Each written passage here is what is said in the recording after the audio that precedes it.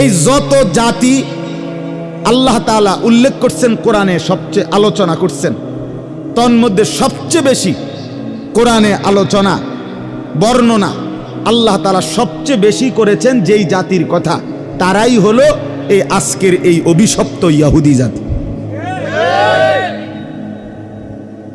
এই মালউন, এই ঘৃণিত, এই অভিশপ্ত ইহুদি জাতির কথা কোরআনে সবচেয়ে বেশি আলোচনা। কোরআনে সবচেয়ে বেশি আলোচনা, কত ভাবে কত আন্দাজে আল্লাহ তাআলা এদের কথা উল্লেখ করছে, অনেক বেশি, অনেক বেশি, বারবার বারবার বারবার বারবার। পৃথিবীতে সবচেয়ে বেশি আল্লাহর সৃষ্টি যে জীবের মধ্যে, মানুষের মধ্যে সবচেয়ে বেশি অবাধ্য, সবচেয়ে বেশি দুষ্ট, সবচেয়ে বেশি হারামি, সবচেয়ে বেশি ইবলিস, শয়তান এই ইহুদিরা। ইহুদি এরা যখন, এদের ইতিহাস আশ্চর্য, মানে এরা মানুষ এত শয়তানি কেমনে করে। ইবলিস আমার মনে বহুবার হয়তো তার নিজস্ব মিটিংয়ে আলোচনাও করছে যে কিরে বাবারে, কি আমি বেশি চালাক না তারা বেশি চালাক, হইতে পারে আর কি। মিটিং টিটিংয়ে তারা ফেসবুকে আসে নাই, আসলে হয়তো আমরা জানতাম। এত হারামি শয়তান, তাগতে বুদ্ধি নেয়। হ্যাঁ হ্যাঁ, শয়তান তাদের থেকে বুদ্ধি নেয়। এত ভয়ঙ্কর, দুর্ধর্ষ, এতটা শত্রুতা ভাবাপন্ন, হিংসুক, বিদ্বেষী, আক্রমণাত্মক জাতি এরা। হযরত ইয়াকুব আলাইহিস সালাম, আপনারা ওনার নাম শুনছেন না? ওই যে ইউসুফ আলাইহিস সালামের বাবা, এই ইয়াকুব আলাইহিস সালামের দুইটা নাম। একটা নাম হলো ইয়াকুব, যেটা আমরা বলি কোরআনের ভাষায়, আমরা ওনাকে ইয়াকুব নবী বলি। আরেকটা নাম আছে ওনার, সেই নামটা হলো ইসরাইল। ইসরাইল আলাইহিস সালাম, এটা ওনারই নাম। ইসরাইল অর্থ হলো আব্দুল্লাহ, আল্লাহর বান্দা। এটা হিব্রু ভাষার শব্দ। তো এই ইয়াকুব আলাইহিস সালামের সংক্ষেপ কথা হলো 12 জন সন্তান ছিল। কতজন? ওই যে 10 ভাই কূপে ফেলে দিছে, এরা 10 জন ইউসুফকে, আর ইউসুফ আর বিনিয়ামিন ওনারা 2 ভাই। এ কতজন হইল? 12। ইয়াকুব আলাইহিস সালামের এই 12 জন সন্তান পরবর্তীতে তাদের বংশধারা সামনে আগাইছে, তাদের আবার জিফুত হইছে না। এই ইয়াকুব আলাইহিস সালামের 12 সন্তানের বংশধরদেরকেই বলা হয় বনি ইসরাইল। কি বলেন? ইসরাইলের সন্তানগণ, বংশধর, মানে ইয়াকুব আলাইহিস সালামের বংশধর। আর এই 12 সন্তানের মধ্যে মনে করেন একটা নিয়ম, এক মার ঘরে 5 ফুট, তো একজন ফুতের জিফুত বেশি, আর গুলার কম। এরপরও আরো কমতে কমতে এক সময় এরারগুলো আর নাই, কিন্তু ও বেটারটা খুব আগাইছে, এমন হইতে পারে না? 12 সন্তানের মধ্যে ইয়াহুদা এই নামে একজন সন্তান ছিল। ইয়াহুদা তার নাম, বড় ভাই। এই যার পরামর্শে ইউসুফ আলাইহিস সালাম রে কূপে ফেলাইছে। উনি বলছিল যে ইউসুফকে তোমরা হত্যা করো না, কূপে ফেলাই দাও। তো কূপে ফেলাইছে। এই পরবর্তীতে বংশধর যখন বাড়তেছে, তখন এই ইয়াহুদা যে ভাইটা, তার বংশধরই বনি ইসরাইলের মধ্যে সবচেয়ে বেশি বাড়ছে। অন্যগুলো কমতে কমতে এক সময় একদম সামান্য চলে আসছে, ও তার বংশধর যেহেতু বেশি, পরবর্তীতে বনি ইসরাইলরাই ইহুদি হিসাবে নামকরণ হয়ে গেছে। কথা বুঝছেন কিনা বলেন? যেহেতু এই ভাইয়ের বংশধর বেশি ছিল, এগোর ভিতরে বাকিরা ঢুকিয়া গেছে। এখন মনে করেন বাড়ি তো নাম কাজী বাড়ি, কিন্তু মাঝিও তো থাকতে পারে, 2-1 জন কি আছে, মাঝিও আছে, বাকি হইয়া গেছেন সবার নামে কি কাজী বাড়ি, এরুমারি। এখন সবাই ইহুদি। তো এই ইহুদি এরাই বনি ইসরাইলের জাতি। আল্লাহ তাআলা হযরত ইয়াকুব আলাইহিস সালাম থেকে নিয়ে এক টানা ঈসা নবী পর্যন্ত, আমাদের নবীর আগের জন পর্যন্ত প্রায় 1 লক্ষের চাইতে বেশি নবী রাসূল আল্লাহ তাআলা এই জাতিকে হেদায়েতের জন্য, এই জাতিকে সোজা রাস্তায় আনার জন্য, আল্লাহর দিকে ফিরাইবার জন্য যুগে যুগে পাঠাইছে। কত কত হাজার নবী, 1 লক্ষের চাইতে বেশি নবী। কিন্তু এই দুষ্টরা সর্বযুগে অল্প কিছু লোক, সামান্য হাজারে লাখে 2-4-5 জন ছাড়া বাকি সব সর্বযুগে তারা নবীদের সাথে এবং ইমানদারদের সাথে তারা দুষ্টমি, হারামি এবং নাফরমানি করে গেছে। অনুগত হয়েছে একদম অল্প কয়েকজন, বাকি সব সময় নাফরমান ছিল, নাফরমান ছিল। আপনার আজকে তো আপনারা ভয় পাচ্ছেন, দেখছেন ইসরায়েলের এই ইহুদিরা মুসলমান মারছে।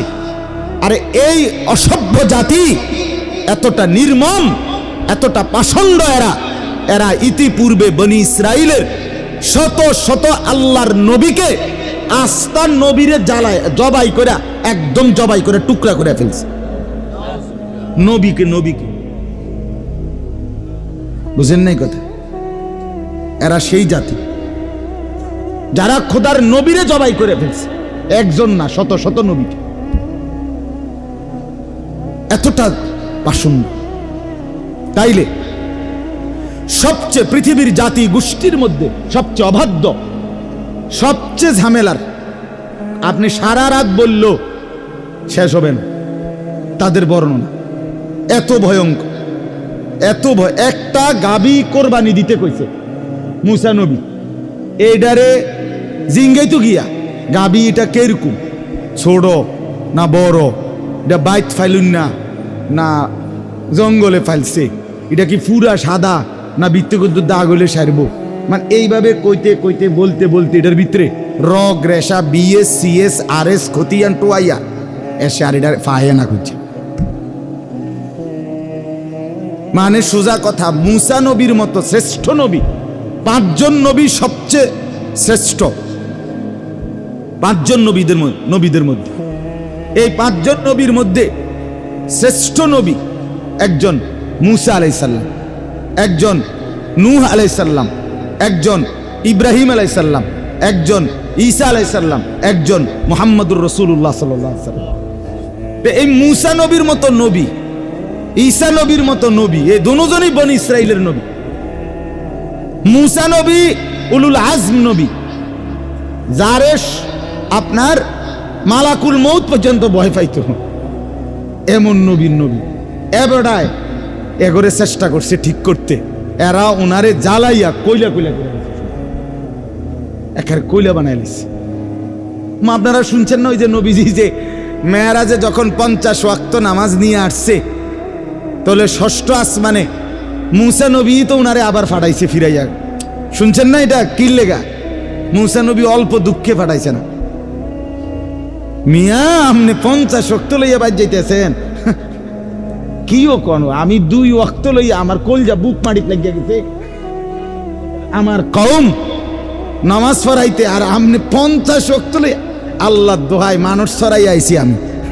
মুসা নবী এই জন্য 9 বার আল্লাহ নবী সাল্লাল্লাহু আলাইহি সাল্লামকে 9 বার ফেরত পাঠাইছে। কয়বার? ভাই আবার যান, ভাই আবার যান, আরো কমান, আরো কমান। পারতো না? হ্যাঁ আমি চিনি, আমি মানুষ চালাই আইছি, 1 নম্বর ডাকাত চালাইয়া আমি আইছি, এরকম অনেক কথা। তো এই বনি ইসরাইল, এই ইহুদি জাতি সর্বসময় কোরআনে আছে, ওই বলছে এই এলাকায় তোমরা সবাই মাথা নুয়ে এই শহরটার মধ্যে ঢুকো, মাথাটা নুয়াইয়া ঢুকো। হেরা কই না, মাথা নুয়ে ঢুকতাম নাকি? কেমনে ঢুকবা? কামরাকে দোনো ঠ্যাং দিয়া এমনি বেঁকা হইয়া ঢুক না, এমনি ঢুকতো না। বুঝেন নাই কথা? মানে প্রত্যেক কথায় গাঁটতারামি করা, এটা তাদের স্বভাব ছিল। বলছে চলো আমার সাথে যুদ্ধ করো, মুসা নবীকে বলছে, কয় আমরা যুদ্ধ করবো, আগে আমরা একটু বই, আমনে আর আমনের খোদা মিল্লা দিয়ে শুরু করে না, যদি গনায় তাহলে আমরা যাই। ইযহাব আনতা ওয়া রাব্বুকা ফাকাতিল। এই কোরআনের বর্ণনা। আপনারা দুজন আগে কি করেন? আপনারা আগে যুদ্ধ শুরু করে যদি আগাইতেন পারেন দেখি, তাইলে হয়তো যাইলাম, নাইলে আমরা বুধুর বইয়া জিনিসটা চাই কি হয়। এই কোরআন মানে যেই কোনো কিছুতে যেটা বলতো এটাই উল্টা করত। এক লোক ছিল যে প্রত্যেক কথায় খানার দোষ ধরত, খাইয়া একদিন হেরে কইছে আইজগা আমনে বাজার করবেন, করছে এবার বাজার আমনের সামনে মশলাপাতি দিয়া রান্দা হইব, এবার সামনে রাইখা রান্দা হইছে। সব করার পরে উনার পছন্দ মতো রান্না বান্না সব হইয়া উনি খাইছে। এখন জিজ্ঞেস আইজগা কোনো অসুবিধা আসেনি? কয় না, এত ভালো বালা না,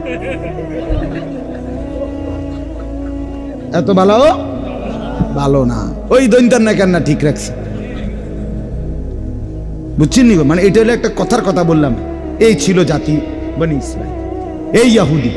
যাই হোক ভাই, তাহলে একদিকে বললাম যারা নবীদের হত্যাকারী, যারা নবীদের উপরে ঈমান আনা মুমিনের আজকে না ঈমানদারকে হত্যাকারী, তারা সেই প্রথম থেকে ঈমানদারের খুন ঝরাইছে যারা, এই ডাকাত এই বেঈমান আজকে নতুন না, ইতিপূর্বে আল্লাহ তাআলা বলেন ওয়াবালাউনাহুম বিল হাসানাতি ওয়াস সাইয়্যাত লাআল্লাহুম ইয়ারজিউন। আমি পুরাটা তরজমা বলবো না, যেন ওইখান থেকে একটু কথা বলতেছি। আল্লাহ বলেন আমি তাগরে সুখে রাখতে চাইছি, দুঃখ দিয়ে চাইছি, ওমা যেমনে দেই হেরায় তেরাই। কোরআনে আল্লাহ বলছে যে আমি তাদেরকে ধন সম্পদ দিছি বনি ইসরাইল ইহুদিদেরকে, দেওয়ার পরে তারা কি বলে জানেন? কোরআনে আল্লাহ বলছে এবার বলে তারা ইন্নাল্লাহা ফাকিরুন ওয়া নাহনু আগনিয়া, আল্লাহ হইল ফকির, আমরা ধনী। হ্যাঁ, কোরআন। এরপরে আল্লাহ বলে তাকে অভাবে ফেলছি, একেবারে অভাব, ভিক্ষা থালা হাতে লয়ে লাইছে। কেউ এখন ভিক্ষা করো কা? ইয়াদুল্লাহি মাগলুলা, আল্লাহর হাত ছোট হয়ে গেছে, হেবটার দ্বারে নাই দিব করতে। বুঝছেননি আপনি কথা? কত বড় হারামি! মানে যেমনে আল্লাহ বলেন আমি তাদেরকে, আল্লাহ বলছে মিনহুমুস সালিহুনা ওয়া মিনহুম দুনা যালিক, তাদের মধ্যে অল্প কিছু ছিল নেককার আর বাকিটি উল্টা। এই দুনা জাহলিক মানে এইরকম, আল্লাহ বলে উল্টা তেরা, এই অবাধ্য জাতি। এবার আমরা আরেকটা ছোট্ট প্রসঙ্গ, তাইলে আমার কথাটা শেষ। এক সাইড তো বললাম এই দিক দিয়া, এবার আসেন একদম কমাইয়া নবীজির জামানার কাছে আমরা একটু আসি। আমাদের প্রিয় নবী সাল্লাল্লাহু আলাইহি সাল্লাম হিজরত করে মক্কা থেকে কোথায় গেছিলেন কন্ত? এই মদিনায়। মদিনায় নবীজি যখন ছিলেন মদিনায়, এই মদিনায় ইহুদিদের 3টা গোত্র ছিল, তাদের উল্লেখযোগ্য বড় বড়, বনু নাজির, বনু কাইনুকা, বনু কুরাইজা। নবীজি সাল্লাল্লাহু আলাইহি সাল্লাম, আমার ভাই এটা খুব দরকার, শুধু স্লোগান দিলে হবে না। আমার জন্য ফিলিস্তিন কেন দরকার? ফিলিস্তিন ইস্যুটি এটা শুধুমাত্র একটি অঞ্চলের নির্দিষ্ট কোনো মুসলমান, একটি এলাকার কিছু মুসলমান নির্যাতিত, মার খাইতেছে, আযাব জুলুমের শিকার, এই কারণে শুধু ব্যথা না, না, এখানে আপনাকে বুঝতে হবে যে এর সাথে আমার মূলত সম্পর্কটা কি। কথা বুঝছেন না আপনি? এই কথাটা শুনে, এই কথাটা মিলাইলেই শেষ। আল্লাহ নবী সাল্লাল্লাহু আলাইহি সাল্লাম ইহুদিদের এই 3টা গোত্রকে নবীজির জামানায় নবীজি বিতাড়িত করছে মদিনা থেকে। 3 বার যুদ্ধ করে করে এগুলার এলাকা ছাড়া করছে। তারা গিয়ে আশ্রয় নিছে আরবের আরেকটি জায়গা খায়বারে।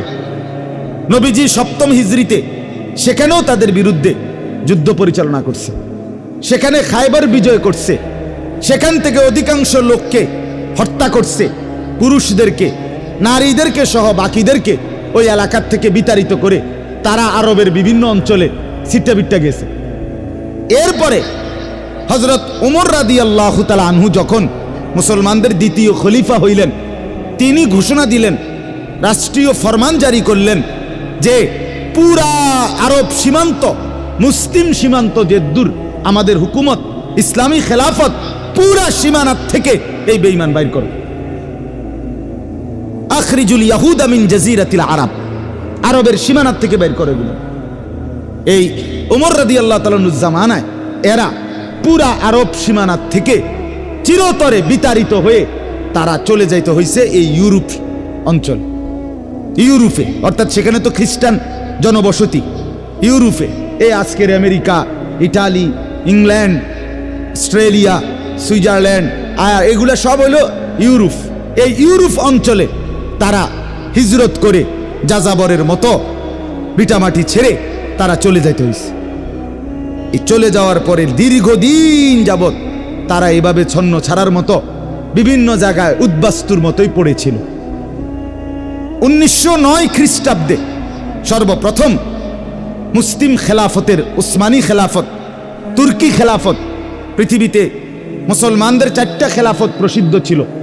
একটা হলো খেলাফতের রাশেদা, 4 সাহাবীর খেলাফত, এরপরে হলো উমাইয়া খেলাফত, এরপরে হলো আব্বাসী খেলাফত, এরপরে হলো উসমানী খেলাফত, যেটারে তুর্কি খেলাফত কয়। এই উসমানী খেলাফত চূড়ান্তভাবে পতন হয়েছে 1920 খ্রিস্টাব্দে। যখন উসমানী খেলাফত, মুসলমানদের বিশ্বময় খেলাফত শেষ, মুসলিম খলিফা শেষ, তখন সারা পৃথিবী এবং মধ্যপ্রাচ্য, আরব বিশ্বে একটা জোয়ার উঠছে, সেকুলারিজমের জোয়ার। অর্থাৎ ইউরোপ থেকে একটা মতাদর্শ দিছে যে প্রত্যেক ধর্মের অনুসারী নিজ নিজ ধর্ম নিয়ে নিজের জায়গায় স্বাধীনভাবে চলবে, অন্য ধর্ম তার উপরে কোনো চাপাচাপি করবে না। এটারই বলে সেকুলারিজম, সেকুলারিস্ট, ধর্মনিরপেক্ষ মতবাদ। অর্থাৎ সবাই যার যার জায়গায় নিজ নিজ ধর্ম পালন করবে।